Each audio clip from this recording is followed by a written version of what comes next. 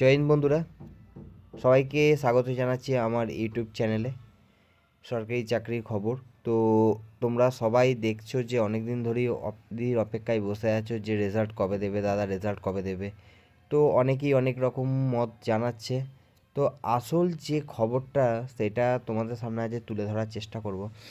যে কেসের ব্যাপারটা দেখো, নতুন একটা কেস পড়েছে। ওই কেসটা তোমাদেরকে আমি দেখাতে চাইছি। তো এখানে তোমরা দেখতে পাবে যে এখানে এসে যদি তোমরা দেখো, ওয়েস্ট বেঙ্গল পুলিশ রিক্রুটমেন্ট বোর্ডে 2026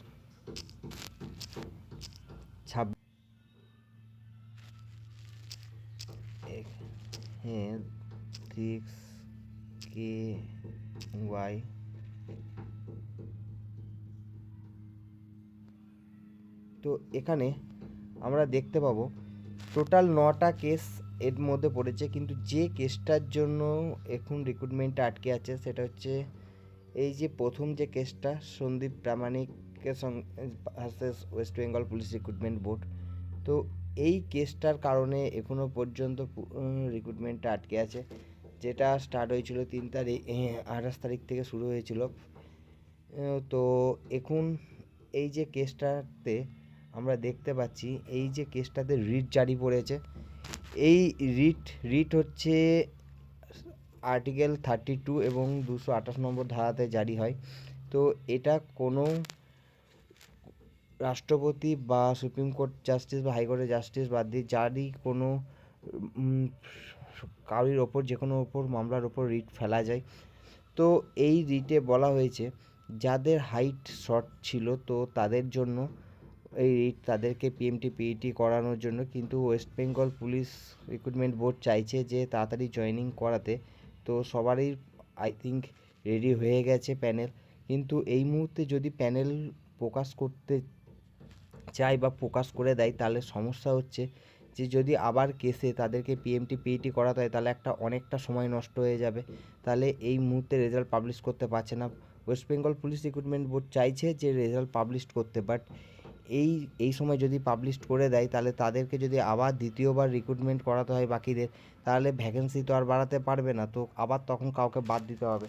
তো এই জন্য পাচ্ছে না police, West Bengal police recruitment বোর্ডের সদিচ্ছা থাকা সত্ত্বেও সেটা এই মুহূর্তে করা সম্ভব হচ্ছে না। তো এই কেসের কারণেই এখন যে রেজাল্টটা পুরো পোস্টপন্ড হয়ে আছে। তো এর হিয়ারিং ছিল লাস্ট কালকে ছিল এবং আজকেও এর হিয়ারিং আছে।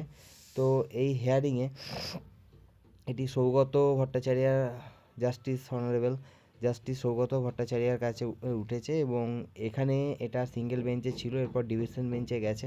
ডিভিশন বেঞ্চ খারিজ হয়ে গেলে পরে ওটা সুপ্রিম কোর্টে যেতে পারে। তো এখানে West Bengal police recruitment board চাইলেও প্রকাশ করতে পারছে না যতক্ষণ না কেসটা কোনো ফাইনাল অর্ডার পাওয়া যাচ্ছে।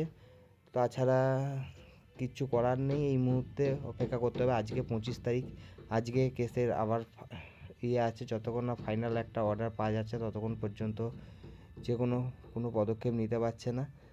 ঠিক আছে, তো West Bengal police recruitment board সদিচ্ছা থাকা সত্ত্বেও ওদের যে অ্যাডভোকেট আছে তারা বলছে আমাদের এই মুহূর্তে রেজাল্ট তৈরি থাকলেও কিন্তু এই কারণটার জন্য তারা পাচ্ছে না, কারণ আবার যদি তাদেরকে পিএমটি পিইটি করাতে হয় তাহলে রিক্রুটমেন্টটা আরও অনেক পিছিয়ে যাবে, জয়েনিংটা। তো এই কারণটা যত তাড়াতাড়ি মিটে যাবে। আজকেও 25 তারিখে, দেখা যাক হিয়ারিংয়ে কী খবর উঠে আসছে। তোমরা সবাই আমার চ্যানেলটিকে ফলো, সাবস্ক্রাইব এবং লাইক করে দিও। ঠিক আছে, দেখা হবে তোমাদের সাথে নেক্সট ভিডিওতে।